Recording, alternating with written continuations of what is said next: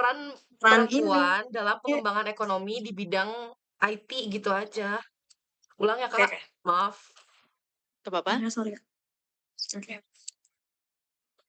Selamat siang Kak Naya. Siang. Perkenalkan, saya Lintang Putri Hermanto dan rekan saya. Saya Lintang Retnulandari. Kami dari kelompok kewarganegaraan izin mewawancarai Kak Naya sebagai narasumber kami dalam mata kuliah kewarganegaraan, di mana mata kuliah tersebut kami harus mewawancari narasumber yang berkaitan dengan pemberdayaan perempuan dalam ekonomi. Oke.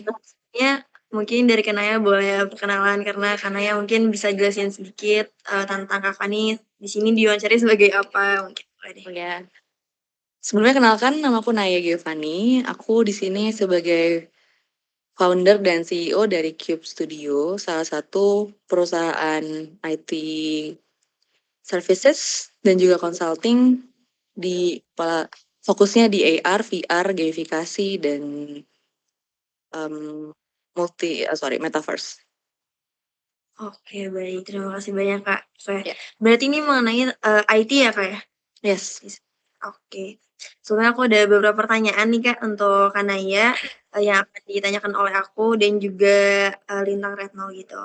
Untuk pertanyaan pertamanya yaitu Kakak boleh nggak sih ceritain sedikit mengenai perjalanan Kakak di dunia teknologi ini terutama di Cube Studio ini ya? Akhirnya Cube Studio bisa terbentuk gitu Kak, awalnya tuh seperti apa gitu? Oh ya, kalau untuk backgroundnya sendiri terbentuknya Cube Studio itu kami berasal dari satu major yang sama ya, dari teknologi rekayasa multimedia. Atau bisa dibilang backgroundnya memang sudah IT gitu, backgroundnya komputer dan kami founder-foundernya itu menerima satu project yang sama yang akhirnya kita memutuskan buat membawa project ini menjadi sebuah bisnis supaya nggak mubazir gitu kan apa yang udah kita libatin bersama-sama. Jadi cerita awalnya emang lebih ke berawal dari proyekan ya sebelum akhirnya memutuskan buat membangun bisnis karena melihat peluang di masa ini. Oke, baik baik. Berarti melihat peluang yang besar di ranah teknologi ini akhirnya, dari project dikembangkan gitu ya, Kak, ya? Iya betul. Baik. Oke, selanjutnya mungkin kayak Kakak nih kan CEO gitu, terus perempuan, yang di mana di dunia teknologi gitu yang didominasi biasanya sama laki-laki gitu ya kan. Nah, tantangannya apa aja nih, Kak, pas waktu pertama kali Kakak masuk ke industri teknologi atau teknik bisa dibilang gitu ya, dan gimana Kakak cara ngadepin tantangan-tantangan tersebut? Kalau tantangan cukup banyak ya karena kalau dari aku pribadi mungkin karena aku backgroundnya emang sempat suka ya. Kalau sekarang udah gak suka lagi sih.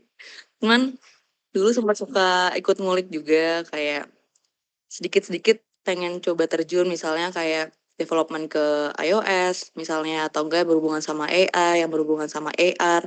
Aku cukup punya interest tersendiri di sana. Jadi kalau tantangan tantangan secara teknis mungkin nggak sesignifikan itu ya. Tapi yang mungkin bisa aku share di sini tantangan yang aku hadapi di dalam timku adalah karena timku kebanyakan laki-laki, jadi kadang ada rasa kurang ini sih, kurang pede dalam dalam terlibat di suatu proyek tersebut. Dan tadi pertanyaan keduanya bagaimana aku menghadapi itu ya. Cara menghadapinya adalah harus bisa belajar 2 kali lebih banyak, 2 kali lebih keras, harus bisa berada di kondisi yang um, lebih mau beradaptasi seperti itu sih. Jadi daripada waktu itu aku memilih buat merasa minder, jadinya aku kayaknya aku harus lebih banyak belajar deh atau enggak aku excel di hal yang mungkin mereka kekurangan atau mungkin udah terlalu padat gitu. Makanya aku sekarang lebih banyak ke manajemennya atau bisnisnya Oke, kayak baik. gitu. Berhubungan dengan jawaban Kakak tadi nih, yang kalau Iya, di tim Kakak itu lebih banyak cowoknya dibandingkan ceweknya, iya. atau bisa dibilang Kakak sendiri ya? 90% Iya, iya sendiri. bisa dibilang Kakak sendiri. Nah, menurut Kakak sendiri Iya. dari case tersebut, seberapa penting kesetaraan gender di tempat atau lingkungan kerja Kakak sendiri, terutama di industri teknologi yang tadi udah disampaikan ya, mungkin wanita itu lebih minoritas. di zaman sekarang untuk IT? Kalau aku sih ngelihatnya, sebaiknya dalam satu industri atau company atau bisnis itu ada perbandingan yang merata lah ya, at least 2/3, kalau bisa 3/3 gitu. Cuman memang ketertarikan di dunia IT untuk perempuan sendiri kan tidak sebesar yang laki-laki ya. Kalau dari aku sih ngelihatnya itu penting karena kalau misalnya dilihat dari sisi yang lain itu laki-laki kan cenderung lebih lebih apa ya, product oriented gitu. Sedangkan kalau perempuan itu lebih ke klien yang bisa ngomongin soal relationsnya, yang bisa menghadapi emosi lah dan lain-lain. Jadi perlu ada perlu ada air dan apinya misalnya di situ. Nggak bisa semuanya tuh panas semua, harus ada yang bisa meredam. Nah, sometimes ketika misalnya yang perempuannya mungkin lagi on fire, itu ada yang meredam, perlu ada laki-lakinya dan sebaliknya. Ketika laki-lakinya mungkin lagi di dalam satu tim itu lagi panas atau lagi butuh sesuatu yang adem tuh perlu perempuannya di situ gitu. Jadi kalau kalau yang perhatikan ya, mungkin kalau dari aku sendiri sih evaluasinya pengen memperbanyak tim yang perempuan sih karena dari kemarin nyari susah bang, nggak susah sih mungkin lebih ke kurang aktif aja aku mencarinya ya. Tapi kalau bisa mungkin di rekrutmen ke depannya aku akan lebih memprioritaskan perempuan juga buat bisa terlibat terutama di bagian yang teknikal walaupun susah tapi Pasti menurut aku ada ya? perlu gitu. Oke, Mm-mm. iya. Nah, masih berhubungan sama yang tadi nih, Kak, dari, Kakak tadi sudah bilang bahwa kayaknya baiknya memang 3/2 dan sebagainya, bahwa Hmm. wanita itu perlu gitu, diseimbangkan dengan kehadiran, pria di dalam dunia kerja. Nah, dari hal tersebut menurut Kakak, gimana atau hal-hal apa yang bisa Kakak lakukan agar lingkungan kerja itu tetap inklusif antara, antar gender, baik itu secara proyek ataupun, proses dalam pengembangan dari perusahaan itu tersebut. Berarti lebih ke bagaimana bisa merasa Pembagian diterima gitu ya? iya betul, pembagian kerjanya apakah, ada Hmm. skup-skup tertentu yang based on gender atau Kakak bisa adil dalam hal tersebut? Kalau aku ya, sebetulnya dari proyek-proyek kita pun mungkin sekarang itu terlihatnya aku sendiri yang perempuan. Cuman kalau ngomongin soal project itu kan kita punya wewenang juga buat freelance ya. Sometimes aku dan timku freelance perempuan, tim-tim desain misalnya perempuan. Dan ini bukan masalah kita membaginya itu harus perempuan atau harus laki-laki, tapi memang saat kita melakukan rekrutmen atau saat kita melakukan seleksi, itu kemampuannya ada yang sama, ada yang perempuannya memang lebih tinggi. Nah, ketika perempuannya mungkin sama dengan si laki-laki, hasil asesmennya atau hasil seleksinya, dan kita akan pilih yang perempuan karena lebih sedikit jumlahnya saat ini. Kayak gitu sih. Jadi pembagian proyek kita sama ya, sama rata ya, dalam artian kita membuka peluang buat either itu laki-laki atau perempuan, nanti kita akan lihat di hasil assessment-nya, di hasil seleksinya. Berarti tergantung dari, kemampuan baik pria atau Kemampuan, betul. wanita itu tersendiri ya? Oke. Iya. Oke, terus nih pengen nanya juga, Kakak kan juga Ya. sebagai satu-satunya perempuan sekaligus juga CEO dari Kip Studio ini gitu, yang pastinya di sana juga Kakak harus, suaranya harus lebih didengar karena seorang CEO tersebut. Tapi kan Kakak salah satu, bisa dibilang perempuan yang didominasi di timnya itu malah cowok gitu. Iya. Itu gimana Kakak menghadapi supaya suara Kakak, didengar dan lebih dihargai gitu, dan didengarkan dalam pengambilan keputusan karena Kakak kan perempuannya biasanya agak diremehkan gitu. Gimana tuh, Kak? Kalau dari aku mungkin tips and triknya adalah berpikirlah seperti laki-laki. Maksudnya, maksudnya, maksudnya itu kita harus menempatkan diri di mana most of our team itu logical semua yang dipakai.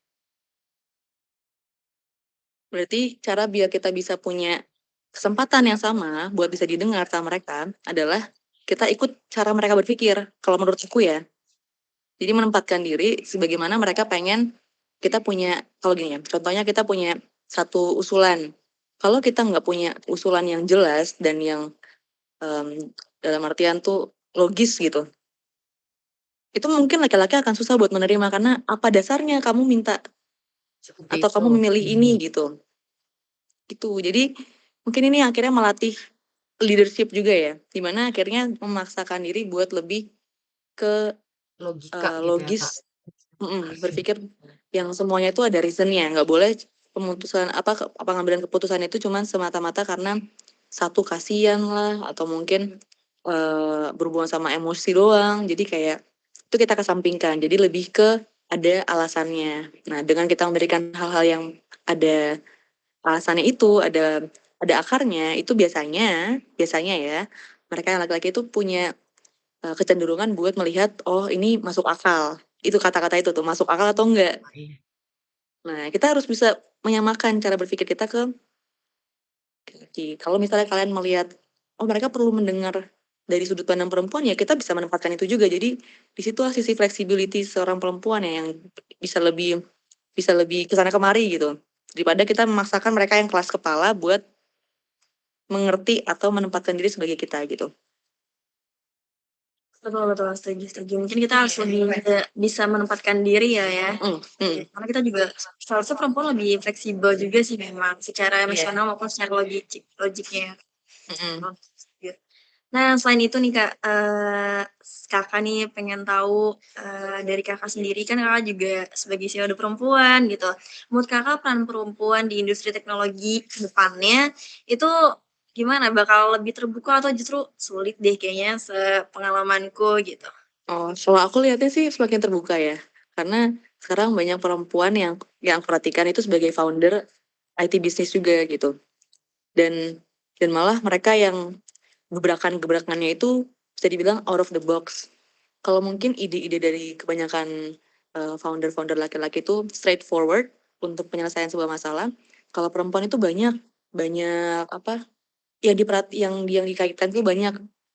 Jadi nggak se-straightforward itu. Jadi itu yang perhatikan dari founder-founder perempuan yang mungkin juga ada yang aku kenal beberapa, yaitu mereka tujuannya tuh sebisa mungkin tuh menjangkau banyak pihak, nggak cuma straightforward buat menyelesaikan sesuatu masalah gitu sih.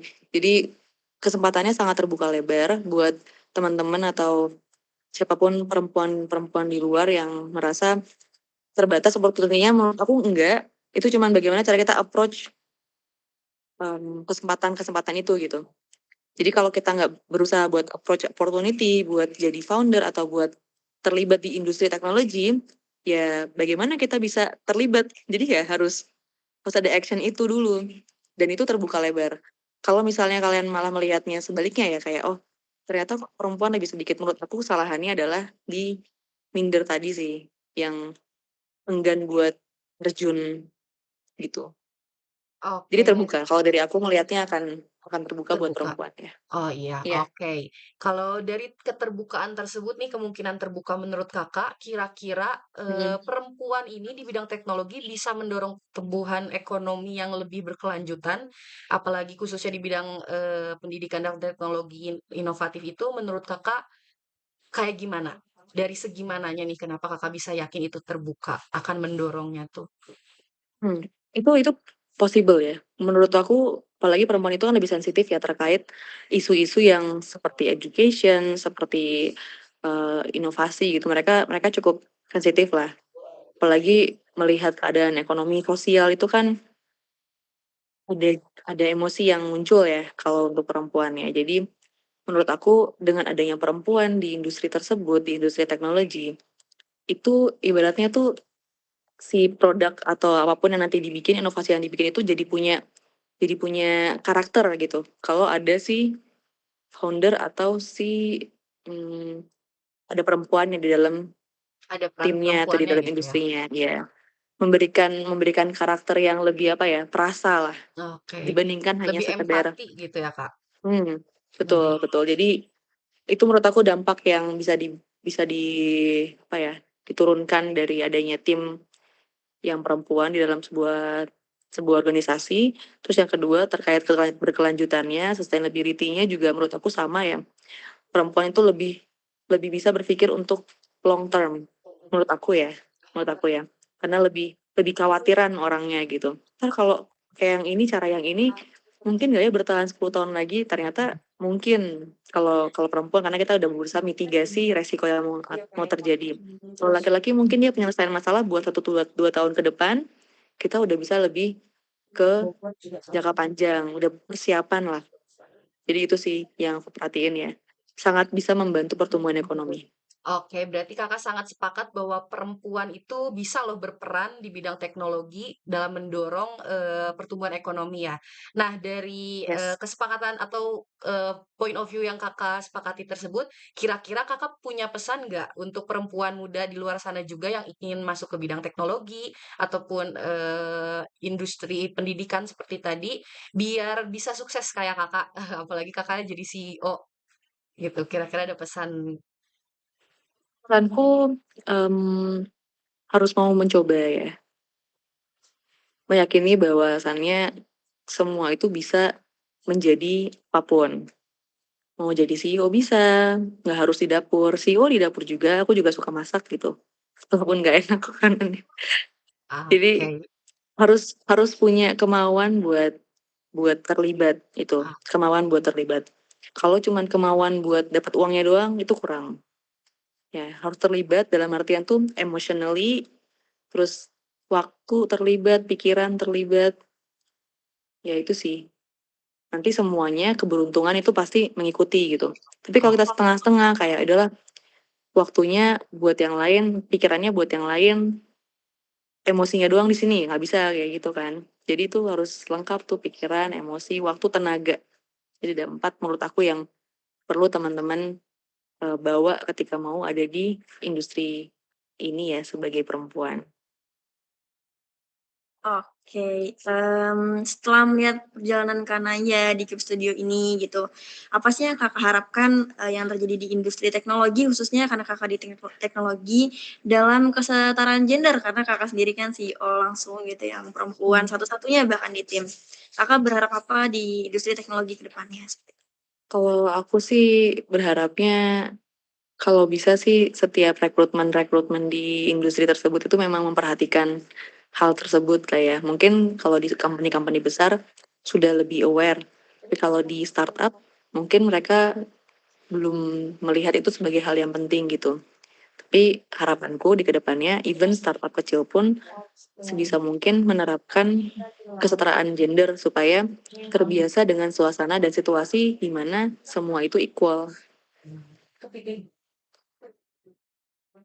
Oke, selanjutnya nih ini pertanyaan terakhir nih, Kak. Visi Kakak untuk Cube Studio di masa yang akan datang, terus yang terakhir ini bagaimana Kakak ingin terus mendukung perempuan di dunia teknologi serta mendorong inovasi yang lebih besar khususnya di kesetaraan gender ya gitu. Ya, kalau dari visi misi sendiri kami memang punya visi buat go internasional ya, go global. Jadi bisa diterima oleh masyarakat luas. Produk yang kami buat itu nggak cuman untuk lokal aja. Nah, kaitannya dengan empowering humanity apalagi women ya di sini ya. Itu menurut aku bisa dimulai sesimpel berkolaborasi dengan founder-founder yang perempuan juga. Misalnya, saat ini aku berkolaborasi dengan salah satu perusahaan di Singapura yang foundernya itu dan CEO-nya adalah perempuan. Dan kita sama-sama bergerak di bidang IT. Mereka di robotik, kita di gamifikasi.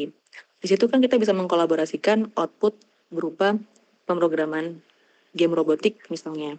Kemudian nanti kalau misalnya kita bisnis trip lagi nih, bertemu dengan pihak-pihak atau founder-founder yang ada di bidang IT dan punya potensi kolaborasi dan itu yang bisa kita lakukan gitu, kolaborasi-kolaborasi tersebut. Nah, aku harapnya sih itu bisa jadi salah satu apa ya fuel buat inovasi kita ke depannya ya, mengumpulkan founder-founder hebat dari seluruh dunia kalau bisa